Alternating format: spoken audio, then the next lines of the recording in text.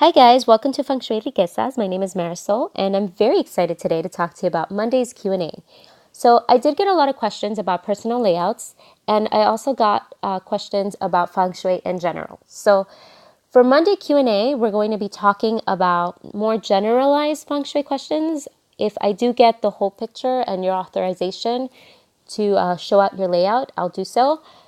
Or I'll give examples, but it's really hard to just do a one-size-fits-all with layouts because it really doesn't work that way. We have to take into consideration when you moved in, the layout of your home, the landscape that you have, whether you have a pool, you don't have a pool, what you're looking at when you open the door. There's a lot of things that take into consideration when you do this, like the degree of your home's facing, you're sitting, and it's all like it is very particular with degrees. Like you have to know. It can't be like an average, like I'm facing north, because the north has 3 directions. So we have to look at those as well.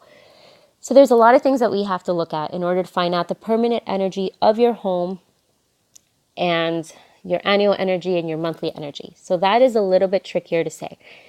With that being said, I did send emails back to some of you and also private messages through Instagram at a lot of you guys. So I am going to be doing the permanent, well, not the permanent energy. I'm going to be doing, the more generalized feng shui questions that are a little bit easier to apply in your home. Okay, so one of the questions I did get a lot, and I'm going to make this short and sweet as can be, is about money bowl. So the money bowl that we're used to seeing is one with a Buddha with the Chinese coins and the wealth boats. I'm going to show you here in a second. Excuse me.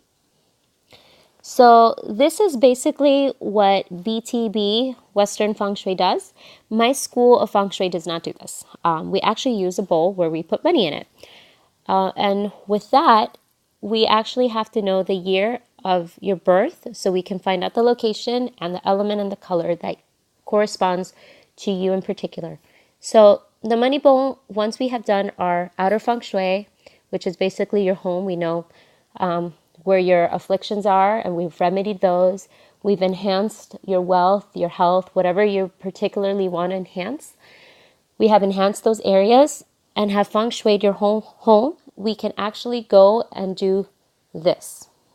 Okay, once we do, not this in particular actually, we can do the money bowl. We don't want to do this money bowl that you're looking at. We want to do a money bowl that's particular to you. So, for example, if you were born in 1980, we take the last number of the year, and that's going to help us find the location, the element, and the color of the home. So, if it's 1980, it would be, for example, ceramic red. If it's 1976, it would be a wooden, blue, or black bowl. So it all depends on the ending of the year. So let's do an example. Year of 1981. Okay, 1981, we know the location is 262 degrees, 0.6 to 277.5. Okay, with that being said, we know that it's also a ceramic metal yellow bowl. So an example, here's the yellow bowl. Yellow is fire element. So we have to make sure that in the degree that we're looking at, in that particular home, we can actually put this without enhancing anything that we don't want to enhance.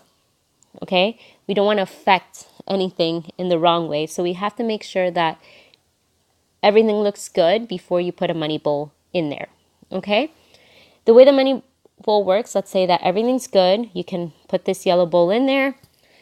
You start filling it up little by little. You do it with real currency. So for example, you go to the grocery store, you get some change back, you gradually start filling up the bowl. When you do this, we work on our inner feng shui, putting in our good thoughts, our good vibes into what we want. So it's, a lot of you have heard of law of attraction. If you haven't, this is a good place to start, I suppose.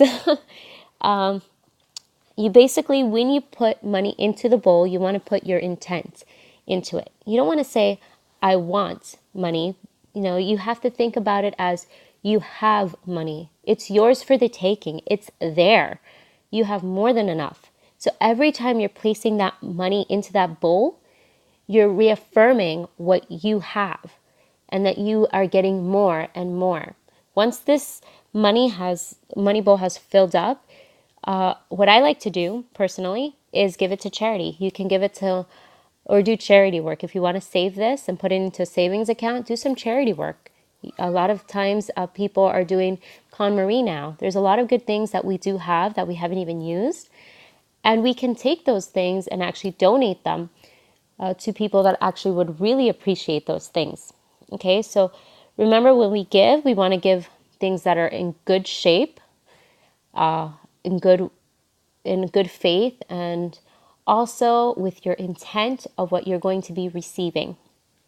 So basically, in a nutshell, that is what your money bowl is. You have to make sure that you know that your permanent energy can handle the money bowl.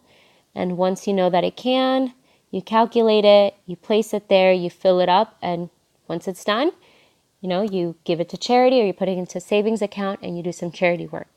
And that's your money bowl. So if you guys have any questions, please feel free to send me a message, either direct message me, email me, or you can write a comment below. All right. Thank you, and hope you guys have a great day. Bye.